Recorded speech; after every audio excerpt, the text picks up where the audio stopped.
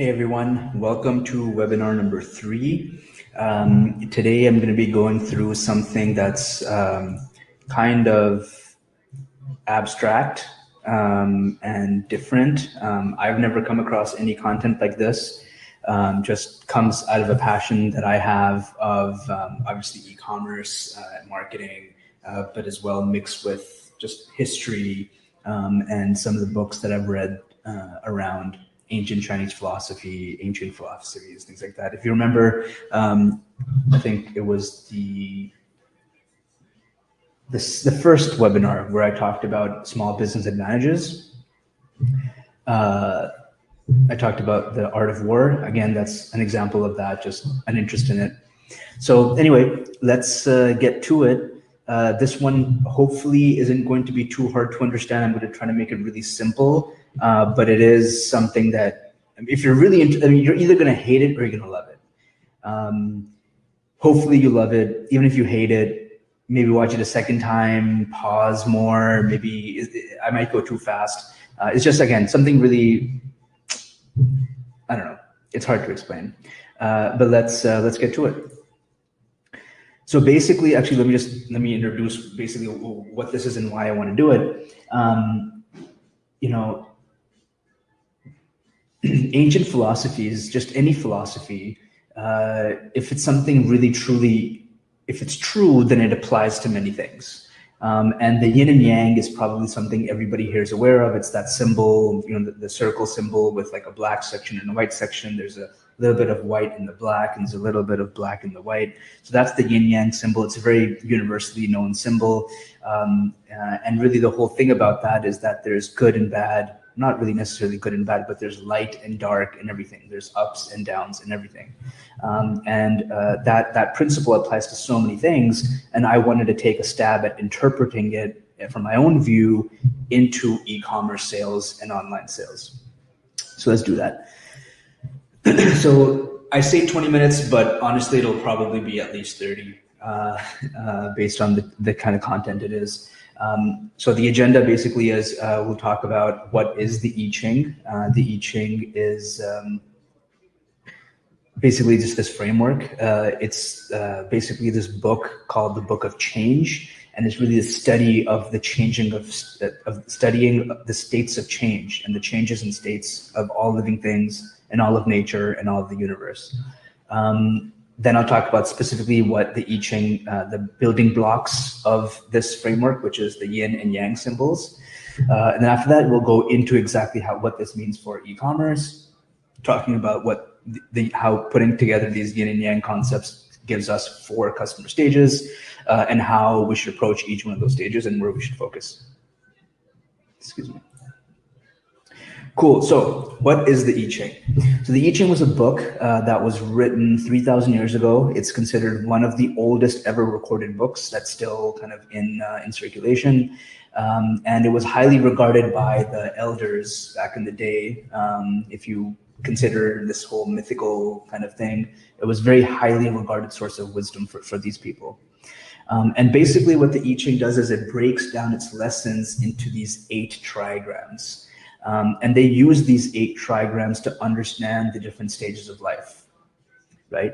Each stage could be something like nature, the changing of the seasons, right? There's summer, fall, winter, spring, summer, fall, winter, spring. Just like day and night, there's morning, noon, afternoon, evening, night, morning, afternoon, evening, night, and it kind of goes that way. And it's the same thing even with human life. You're born, teenage years, you get into your prime, and then you start going to the Middle Ages, and then you regress until your death. And again, it's the same thing of how all things work. And so basically the idea is that if this is really the way that all things work, wouldn't it also affect even the smaller things in life? And so that's kind of, I wanted to apply this to e-commerce, just put 2 of my interests together.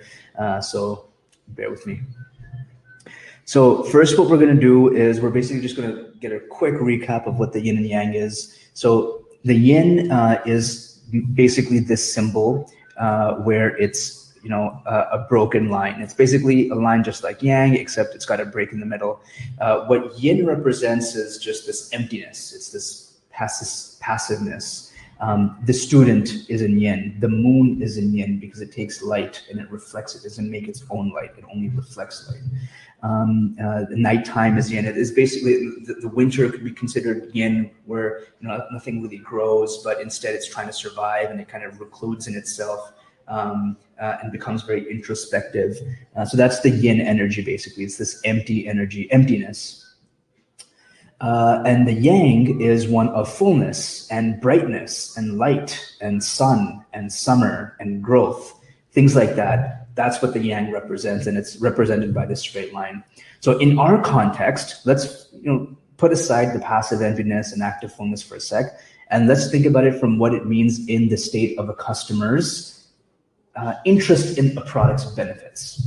So we're going to go with yin being just like, again, indifferent to, empty to, passive to any product's benefits.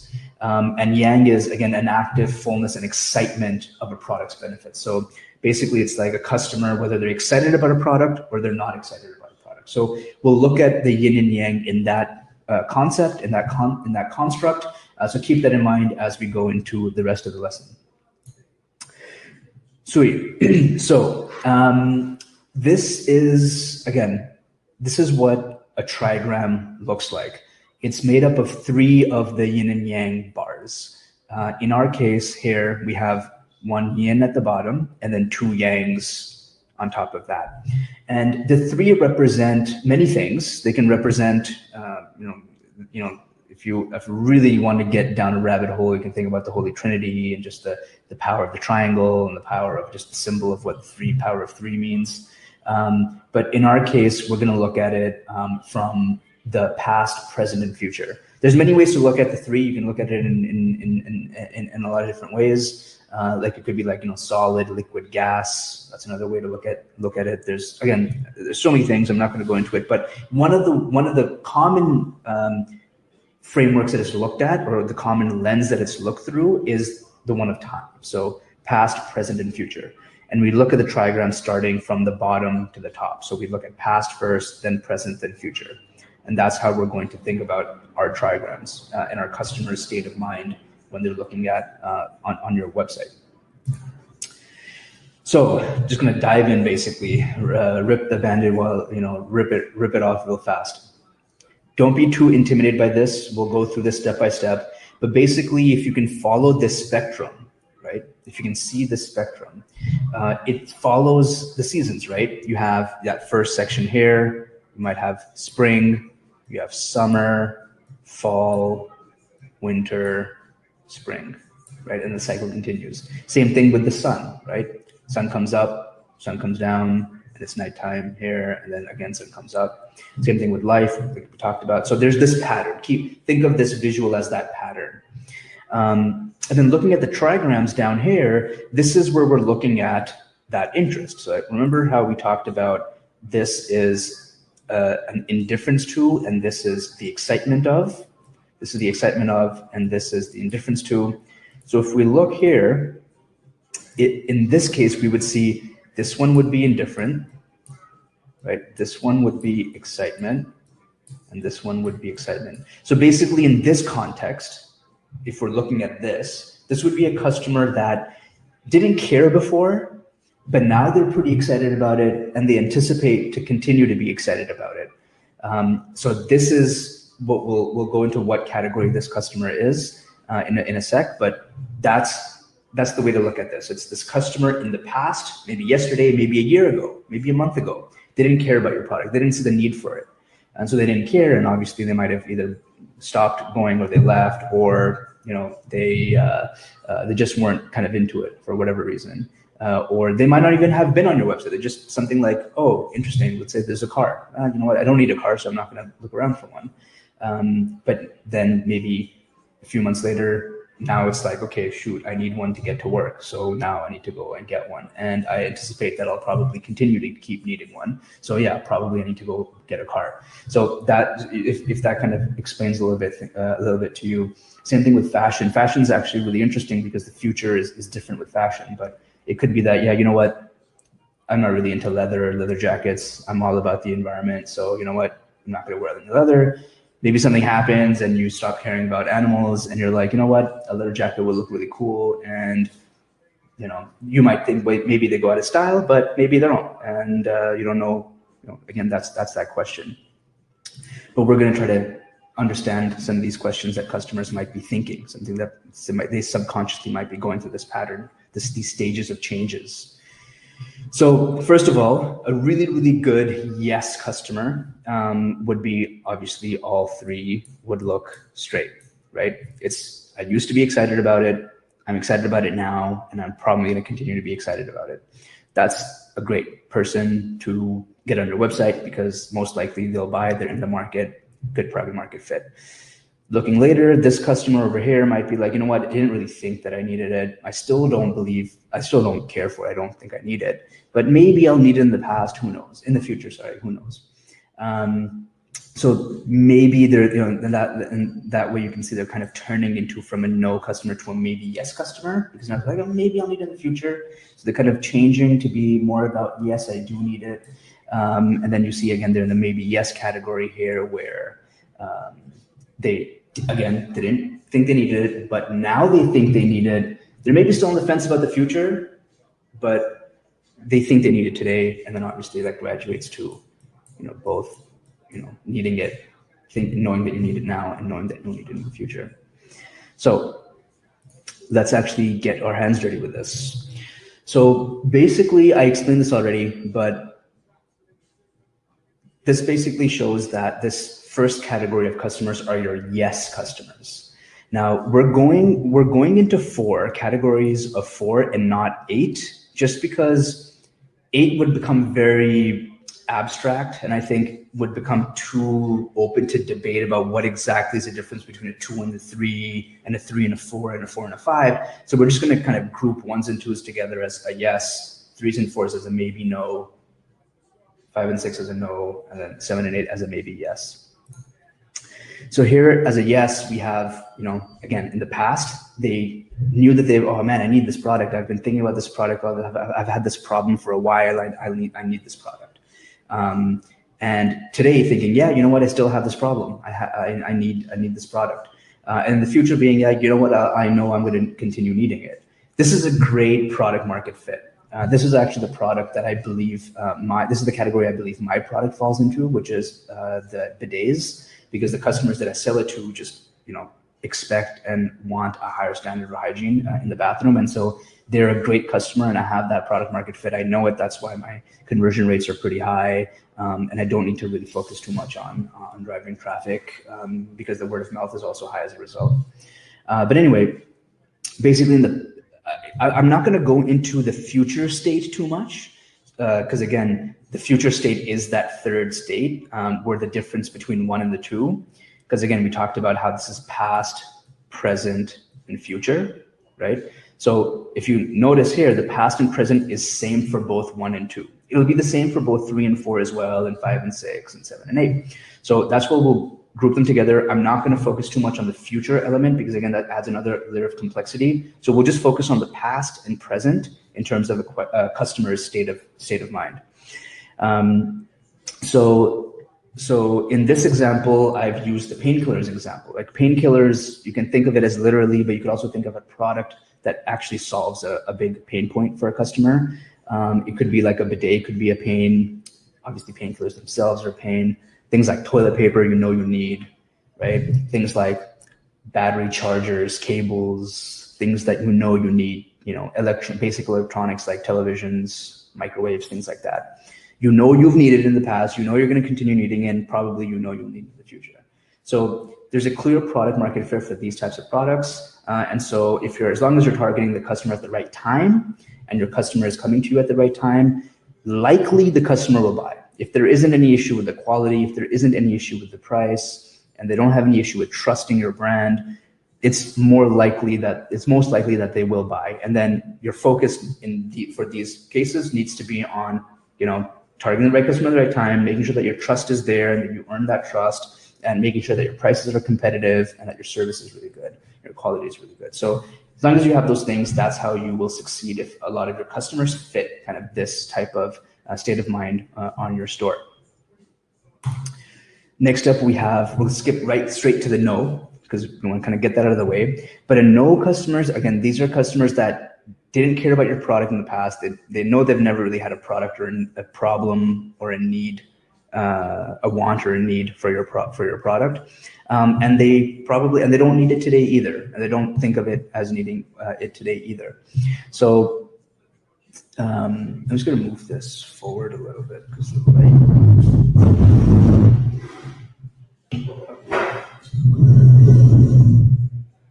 There we go. Okay.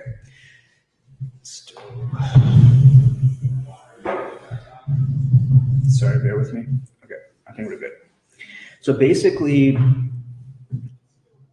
an example of a product here might be like an alarm clock. I mean, yeah, everybody needs an alarm clock, but all of our phones already have one. So it's not likely that someone's going to go out and purchase an alarm clock unless, I mean, it's probably very rare. That's just an example, right? It's a product that nobody really even needs. And so, if you might be in this category if you're trying to sell, maybe if you're drop shipping from AliExpress, you think you have a really cool product, but you're not making any sales, you have a really, really, really, really low conversion rate, you're driving tons and tons of traffic, but no one's buying. This might be a sign that your products are not, in demand.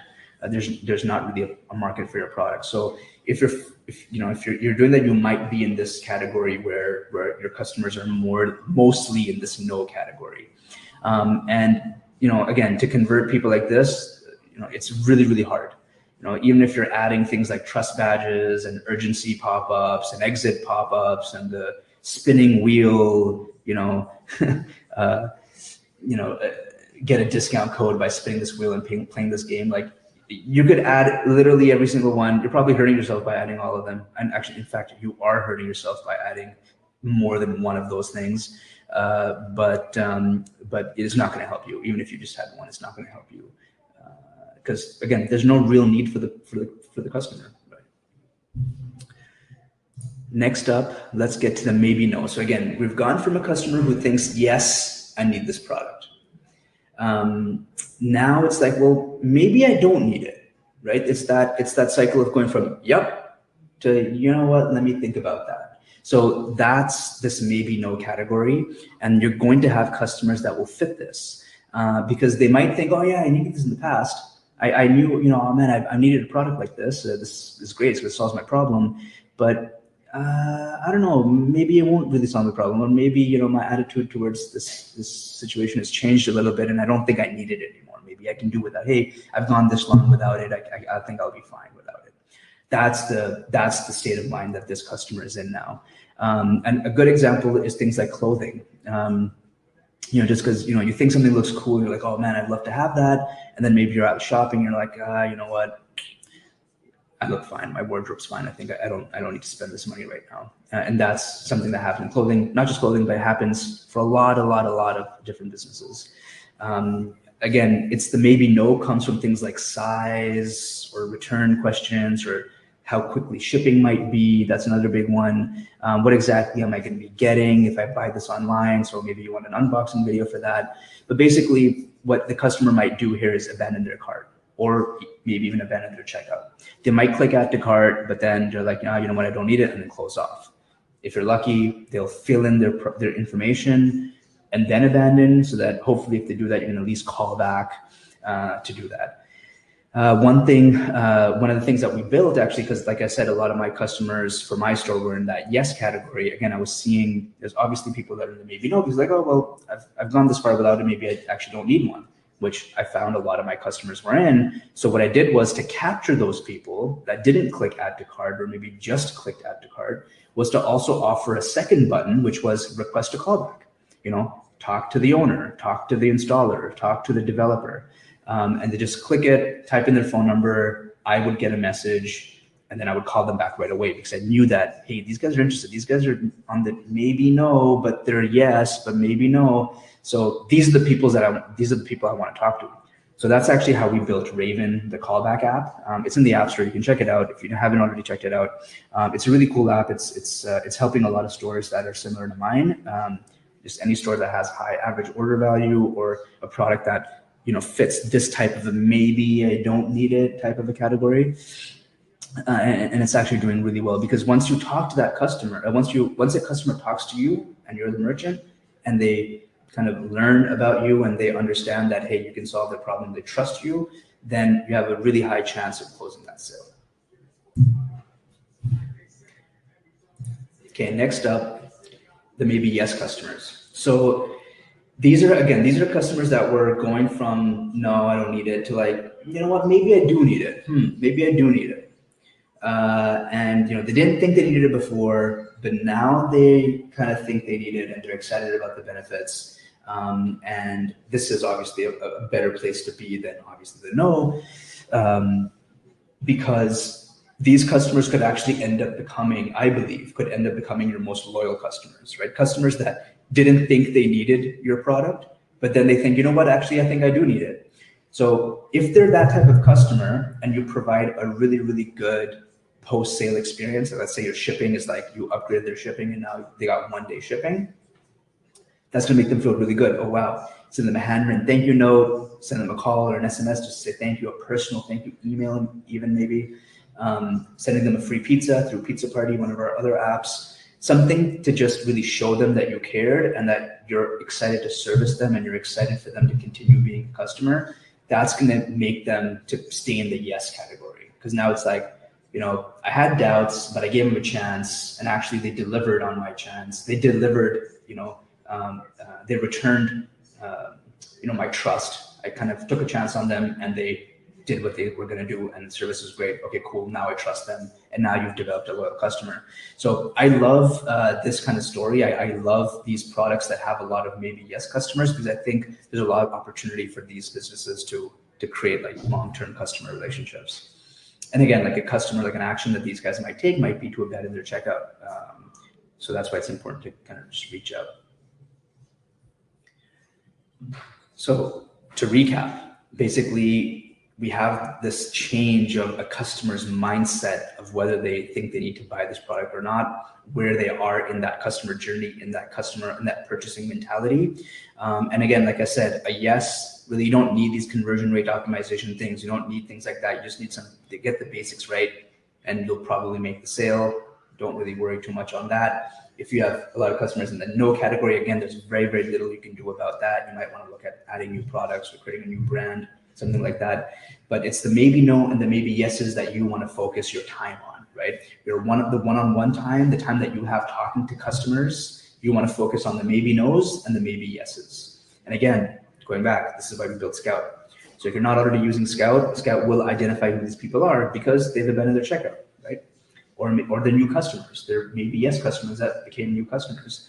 So again, check out Scout if you're not already doing it. It's a great way to understand whether you have product market fit or not, and what's missing for me to really achieve that awesome product market fit. So yeah, focus on the maybes, focus on the maybe no's and the maybe yeses, and you will have a successful business. So next up, this is another, the next one we're doing is we're going to be talking about the 4 steps in your visitor's decision-making process. We talked about these 4 steps in the different stages. But then once a customer decides that, yes, they do want to buy, there's actually 4 steps after that. So that's a pretty interesting one as well. It's one of my favorite kind of things to learn about. It's using the OODA loop that was developed by John Boyd. This guy, John Boyd, was credited for introducing the art of war to the US Air Force. So basically the guy who took this book and gave it to the US Air Force for the first time back in, I think this was in the 60s that he did this, and how that changed, obviously, the U.S. military forever after that. But basically, it's a framework that he developed called the OODA loop, which is a decision-making framework, which I'm going to apply similarly like what I did in this webinar, but apply it to a customer's decision-making process once they've decided that they do need this product. So check that one out. Cool. I'm going to sign out. Thanks for your time. Tell your friends. Use Scout, use Raven, use Pizza Party, and let me know what you think about it. Let me know how you like it. Bye.